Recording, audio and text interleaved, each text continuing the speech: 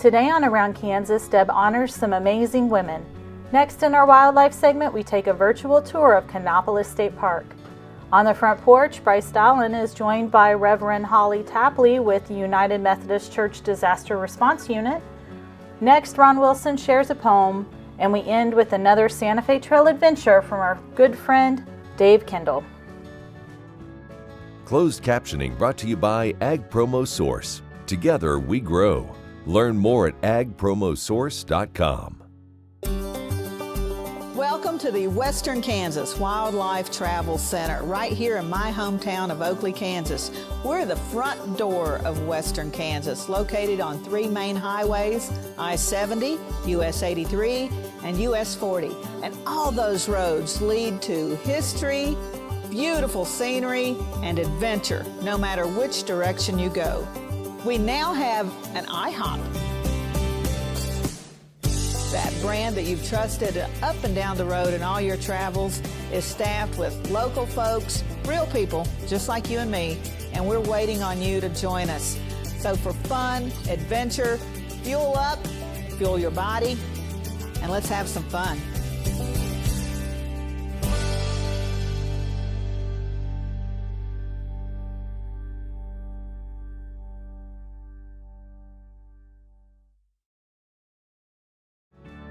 This segment brought to you by Kansas Corn. Learn more at kscorn.com.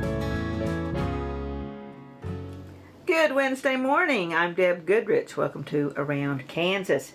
You know, this is the anniversary, the 100th anniversary of women's suffrage, and Michelle and I have brought you a lot of stories of some pretty remarkable women over the last few months, and we will continue to do so throughout the year. Michelle had some great ones for Women's History Month, and I threw in a couple as well, and we're just going to keep bringing those to you all year long, because if we did a story a day, we would never run out of remarkable women to talk about. So that started me thinking about this wonderful book, Pioneer Women. And this is a classic if you are studying Western history, if you're studying American West, if you're studying Kansas, then that's going to be on your reading list. And that book was actually written by Joanna Stratton when she started going through an attic in the Potwin neighborhood of Topeka. I think that's just incredible. One of my favorite neighborhoods. So many dear friends that live there. Just a wonderful, wonderful Victorian neighborhood. And that got me thinking about all the pioneering women that I know, and, you know, have that spirit of undaunted courage, if you will. And I count so many of my girlfriends among them. And especially now, I'm thinking about so many of my friends who have daughters around the world doing some pretty amazing things. Etta Walker in Sharon Springs, her daughter, Katherine Jenkinson, is actually studying at Oxford, being really smart like her mama. And she elected to stay in the United Kingdom when the epidemic began to spread. And according to our reports, she is helping out in her neighborhood there in Oxford and carrying packages to people who shouldn't be out or aren't able to be out to do their own grocery shopping, and keeping her mom and dad apprised of what's going on over there. And God bless you, Catherine, and good luck in your studies. My friend Dorothy Holly in Topeka, who is just an incredible woman and does so much good work herself, her daughter is a social worker in Phoenix. And Heather has actually tested positive for COVID-19. And so we want to send them our best wishes and thanks for all they do and standing in harm's way. And they're just so appreciated. And Heather, I don't know you, but I know your mom, and she's pretty incredible. So you come from a long line of amazing women, I imagine. And then Monique Pittman-Louie, who has been a dear friend of mine for many years. Her husband is a surgeon, Dr. Louie in Topeka. And their daughter, Asona, is a physician herself. And Asona has been working on a COVID-19 floor of a hospital in New York City. And of course, New York City has been, it seems, ground zero for this incredible virus in America. And Asona could not be prouder of you. I know your mama has prayed many prayers for your safety and that of your colleagues and patients, and we want to join her in sending you our best wishes and our prayers as well. And I know that that's just a handful of the Kansans that are spread out all over the world doing good things, and good people doing good things. It doesn't get any better than that. And when we come through this, it will be largely because of people like them. Salute, girls. Stay with us. We've got a great show for you. In 1821, a trade route was opened from Missouri in the United States across prairies and mountains to Mexico. In 2021, we will mark 200 years of epic conflicts and grand adventures, larger-than-life personalities, and sweeping landscapes. Join us on an historic journey. The Santa Fe Trail lives on. Find us on social media or santafetrail.org. Watch Ag AM in Kansas online at agaminkansas.com. Sure Crop Fertilizers was started by my father, Don Sherman, and my mother, Shirley Sherman. Family business that started in the 80s. We predominantly focus on plant nutrients and what we can do to give growers better responses with the fertilizer dollars that they do, and what we can do to make those things work better for that grower. We're based out of Seneca, Kansas. We work with growers in their soil analysis to figure out what they need, and then we can put those in a blend that gives them the best results, and so that we can deliver that direct to their farm so that they have those nutrients where they need them, when they need them, and so that they can apply them in a manner that's very efficient to them and works well on their planting systems and what they're doing. Sure Crop Fertilizers has been around for a long time. We always say we're big enough to take care of everything you need, but we're small enough to do it quickly. You can get a hold of us at 1-800-635-4743. Our website is surecropfertilizers.com, and you can always email me at Corey@surecropfertilizers.com, and with any questions you have, we'll be glad to answer it and work with you. This segment brought to you by the Western Kansas Wildlife Travel Center in Oakley. TripSavvy.com just ranked the top 15 state parks in the country. And guess what? Kanopolis State Park in Kansas was number 8 on the list. Now, we think we have a lot of state parks that should make that list. In fact, we could near bump off everybody else on it. But there are some pretty incredible state parks alongside us. Number 1 was Custer State Park in South Dakota, which I have to agree is pretty amazing. I've stayed there, visited many times, as I'm sure many of you have. We are so proud that Kanopolis State Park made this list, and encourage you to visit when you can. I know we've got a stay-at-home order still in effect right now, but man, as soon as you can hit the road, go see it. In the meantime, let's take a virtual trip to Kanopolis State Park.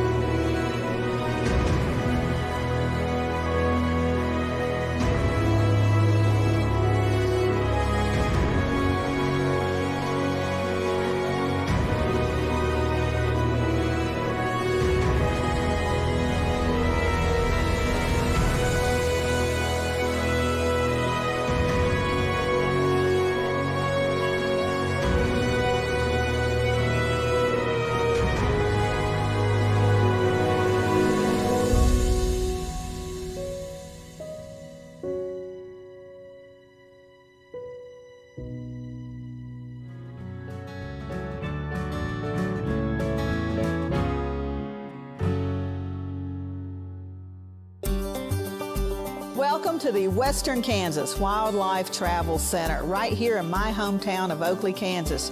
We're the front door of Western Kansas, located on 3 main highways, I-70, US 83, and US 40. And all those roads lead to history, beautiful scenery, and adventure, no matter which direction you go. We now have an IHOP. That brand that you've trusted up and down the road in all your travels is staffed with local folks, real people, just like you and me, and we're waiting on you to join us. So for fun, adventure, fuel up, fuel your body, and let's have some fun.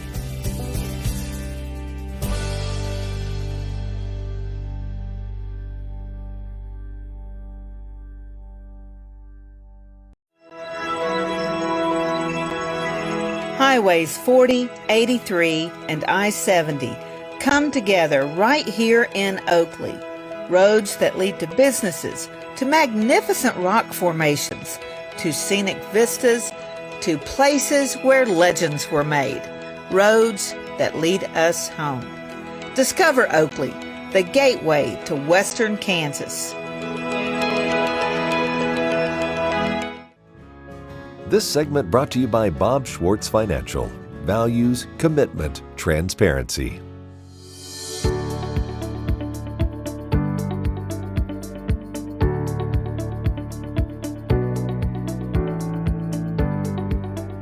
Reverend Hollie Tapley is the Disaster Response Coordinator for the Great Plains United Methodist Conference in Nebraska and Kansas. She recently spoke with me about how her and her volunteers are responding to the current public health situation in regards to COVID-19. The first thing that we're doing, even as a conference, is praying daily for the people of Kansas and the people of Nebraska. Our whole conference staff is doing that. I am keeping up with both states, being on state calls, putting ourselves as a resource that we can share with. We do have a lot of the personal protective equipment that our hospitals and our first responders are now finding short, that they cannot get. We do use the N95 mask when we're doing a muck out, which is a cleaning out after a flood, just because of all the microbacteria that is in the air following a flood. And when we're cleaning up, we're stirring all that up. So our role right now is supporting both states with, of course, prayers, with me feeding our conference clergy and congregation with up-to-date factual information. And you know that changes by the minute with us. Because you're getting the same thing I'm getting, I'm sure. So you get it out, I type it, and I get it out to communications, and I'll be dadgum, something's already changed before they even can get it published. Trying to provide our people with the latest information, but also trying to provide some creative ways for them to continue to be in ministry. I am part of the Congregational Excellence team here in our conference, and we are daily looking for, working on resources to pass out to our congregations how to be in ministry at this particular time, because things are different. Keeping them updated, keeping them informed with good stuff, but then trying to give them ideas about how to do ministry. Lots of our churches were worshiping on Facebook Live Sunday, live streaming worship services. I mean, it's just really having to do the challenging work. My role with the state of Kansas is providing resources, like I said, for first responders and hospitals. And so We are in the process of connecting up with the Shawnee County Health Department, who is coordinating efforts, and then the hospital, one of our hospitals in our area, to provide them with this personal protective equipment so that they can continue to take care of their patients. And so that is a role that we're playing now, not so much a hands-on role, but just more of a supportive role, which is different. It could change. It could turn into a different avenue. I have offered the state emotional and spiritual support from some of our ministers, so that is something that we're doing, and we're also have offered our services for if the drive-in testing becomes widely within the state to help with just traffic control and that type of stuff.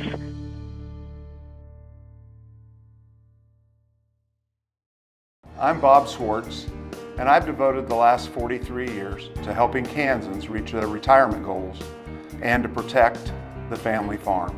At Bob Swartz Financial, we believe everyone should be able to live the retirement they've always dreamed of. Our team of professionals can help you create an efficient strategy using a variety of investment vehicles to help you address your financial needs and your concerns. Bob Swartz Financial values commitment and transparency.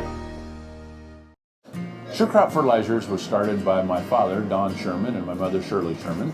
Family business that started in the 80s.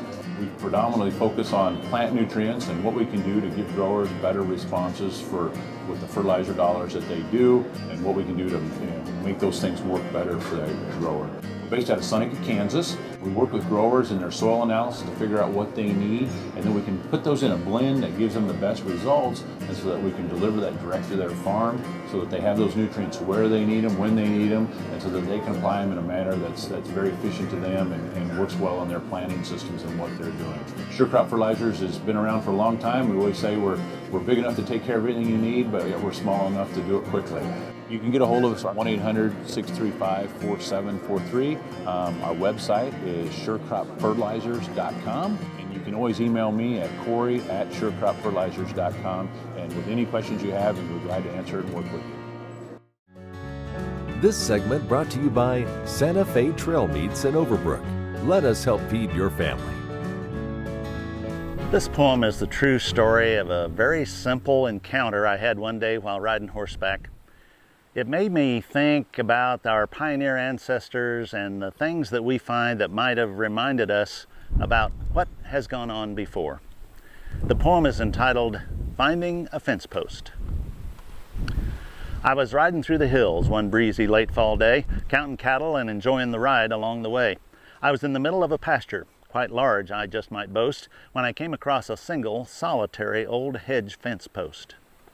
It was clearly not a tree, but a post that had been placed, yet there was no other sign of human presence in this space. I reined my horse up to a stop as I paused to look around and pondered the meaning of this solitary post that I had found. How did this come to get here? I sat my horse and mused. Had it been a snubbing post that some old cowpuncher used? Was it the last remaining vestige of some old long-abandoned fence?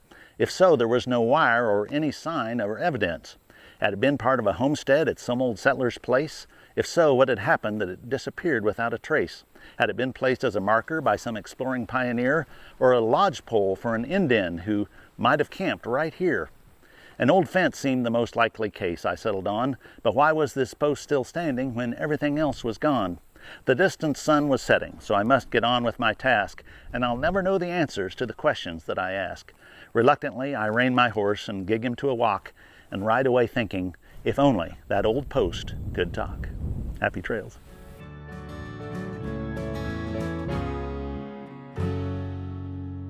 Valley Vet Supply is devoted to providing information and professional quality products at reasonable prices. Valley Vet Supply. Okay, looks like it's time for our tour. Welcome to the Fort Wallace Museum. Here at the museum, you're going to find some really interesting stuff like our replica stagecoach from the Butterfield Overland Dispatch. We've got facades from the fort buildings. We've got an 1870s flag. There's a plesiosaur that was discovered locally. We've got the Ray pump organ collection. We're a little bitty place with a great big story, and we'd love to have you. At Farm Credit, we partner with America's farmers who work hard each and every day to grow the food that we all enjoy. It's not an easy task, but it's an important one. Farm Credit is proud to work with farmers and ranchers, lending support in rural America. This segment brought to you by Kansas Farm Bureau, the voice of agriculture. To join today or for more information, go to kfb.org or find us on Facebook and Twitter. Our friend Dave Kendall has been putting together a series of vignettes on the Santa Fe Trail.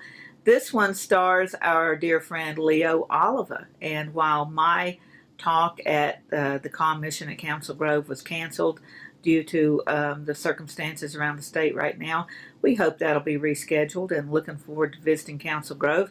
But in the meantime, let's get a great history lesson from our friend Leo Oliva with a special thanks to Dave Kendall. In Council Grove, Kansas, one of the most historic communities on the Santa Fe Trail, Comm Mission councils take place on a monthly basis. For the time being, these councils are held at the Carnegie, while the Comm Mission is being remodeled. This year, presentations are focusing on the military and the Santa Fe Trail.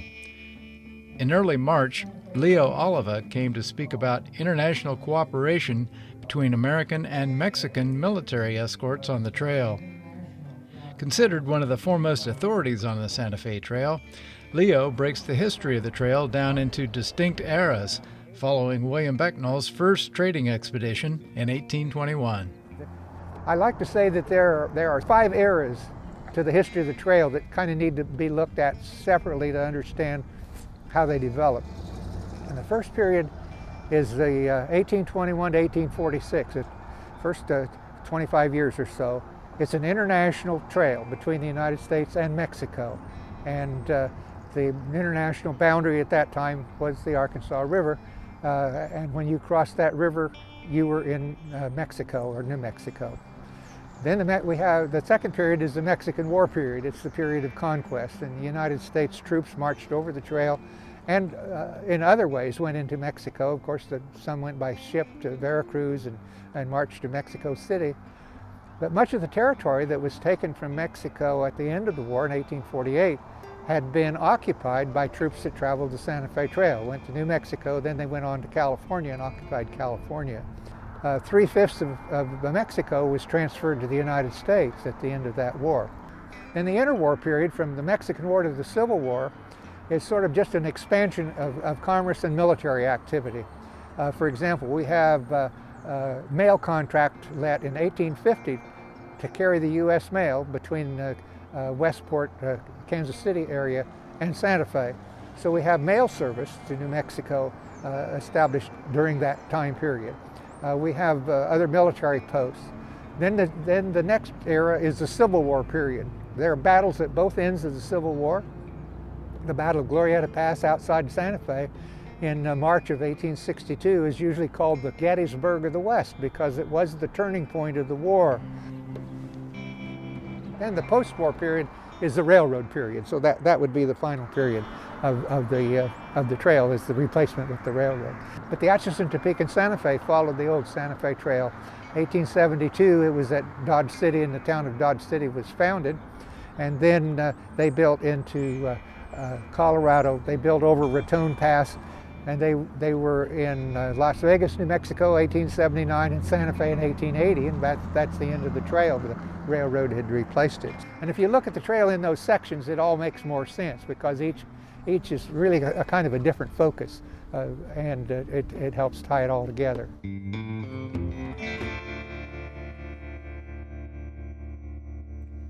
Have a great week, everybody. I'm Deb Goodrich, and I'll see you somewhere around Kansas. Closed captioning brought to you by Ag Promo Source. Together we grow. Learn more at agpromosource.com.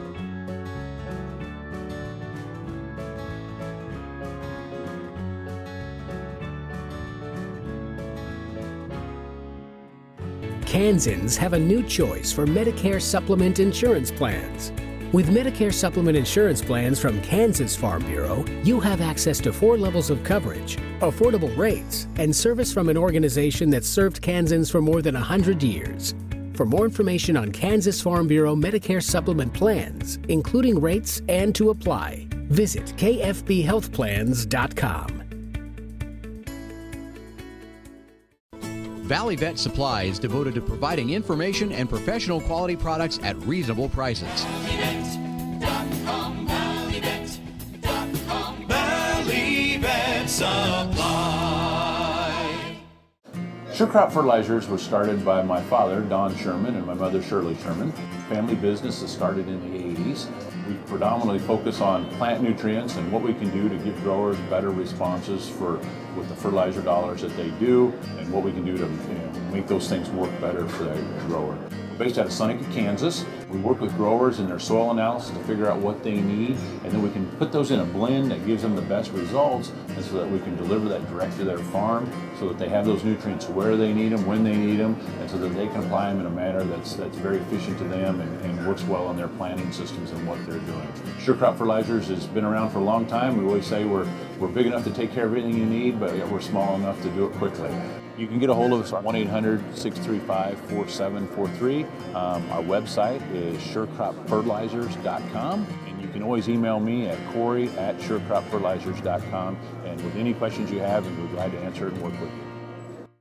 Watch Ag AM in Kansas online at agamandkansas.com.